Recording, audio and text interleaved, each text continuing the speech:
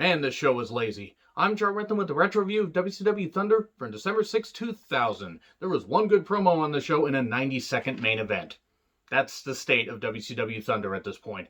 So, Flair has an announcement, and he feels bad about what happened to Arn Anderson when Scott Steiner attacked him on the previous Nitro, aka just, a little bit before they started taping this, because they were taping Thunder right after Nitro to cut costs. Sid and Steiner are not allowed on the show or even in the building. Scott Steiner is suspended. The title is held up because he's upset about what he did to his friend and also the rampage he's gone on. Then here's Mike Sanders, because we need more Mike Sanders to drive the ratings down even further. Says that Rick is scared of Scott. Does he want him to come and hold him and everything so he has a shoulder to cry on? Mocks Rick's 75-year career. And then Arn cuts a promo on the screen and says he doesn't like what Scott did. Scott did beat him up, did beat him badly, but says, don't do anything. He's made a lot of enemies. His enemies will take him down. His own actions will take him down. I encourage you guys, if nothing else, to check out this promo from Arn Anderson. Still a great goddamn promo at this point. A few years retired from the ring.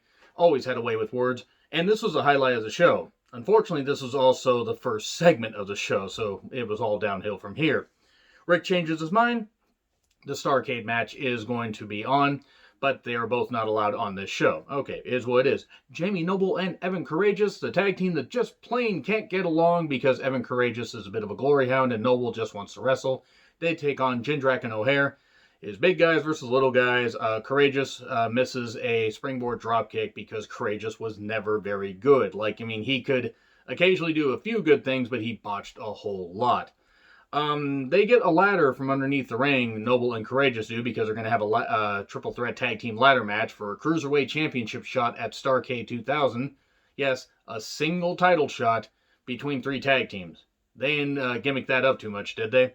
They use the ladder but don't get DQ'd, and they both get tossed in the ring eventually. Noble gets tossed right onto Courageous, and Shanton Bomb pins Noble 1, 2, 3. We then get Crowbar with Daphne in 60s gear. It's like she's Janis Joplin. They're on commentary. Crowbar was mocking everything, and it was really fucking stupid.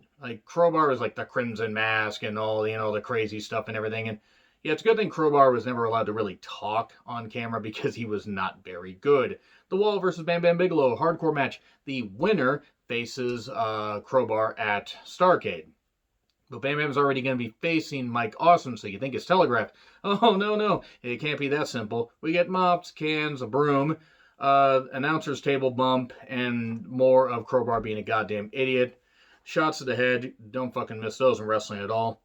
And then Mike Awesome runs down, tries to hit Bam Bam, but hits them both, puts them both through a table. They can't continue, despite the fact we've seen the Wall rise up after a bunch of table bumps and Bam Bam survive a whole bunch of shit, to this point at least in his wrestling career.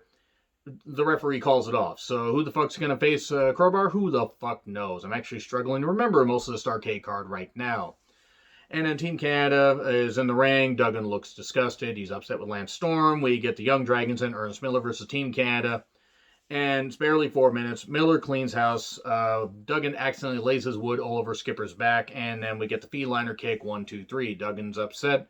Didn't mean to, even though he totally did, because he's going to turn back to a face and then eventually leave the company. But yeah, it was barely 4. I think it was like 3.5. It might have only been 3 minutes. It was really goddamn short. A lot of the matches were short here.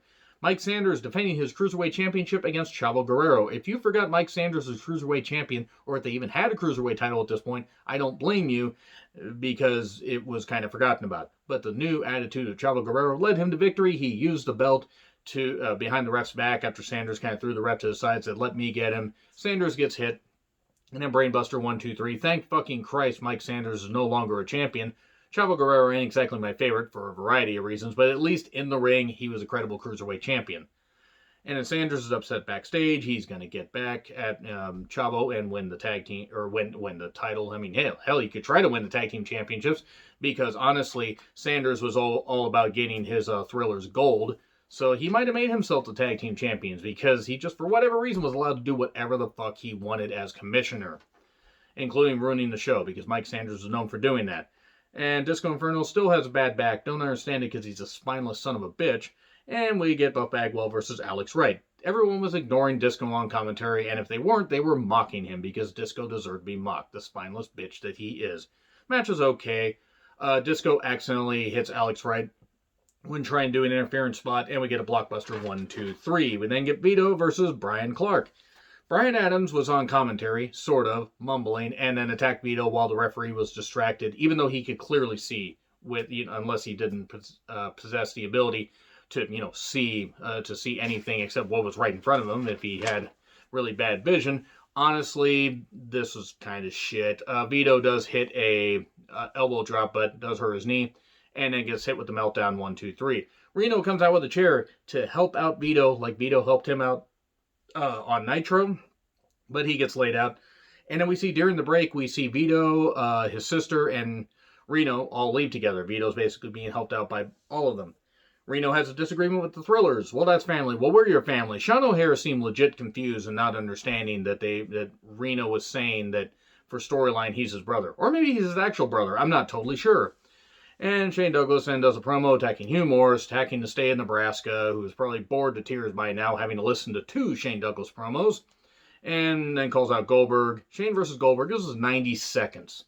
He used a chain, hit him a few times, Shane did. And then Luger shows up with Sarge, Dwayne Bruce in the rack on the stage. And Goldberg's like, I gotta leave. Wait, I can't get counted out or otherwise the streak's over. And then I have to leave the company. And so he hits a spear and a jackhammer on Shane and then instantly pops up and runs down and says, hey, Luger, we're not waiting until Starrcade. Your ass is mine. There we go. That's it for Thunder. Plenty more retro reviews here coming, guys. And one thing I do want to say, though, in regards to the, I think it's the 25th and 27th, December 25th and December 27th editions of Nitro and Thunder. They're best of shows. I'm not going to be watching those. Especially later in December, since I'm just, putting a bunch of these together, I'm going to be making sure that I don't watch those, because there ain't going to really be much of a best of, and there's no point in reviewing those. But anyway, agree, disagree, what I said, like, share, subscribe, Twitter handle in the description. I'm John Retland. I'll see you soon.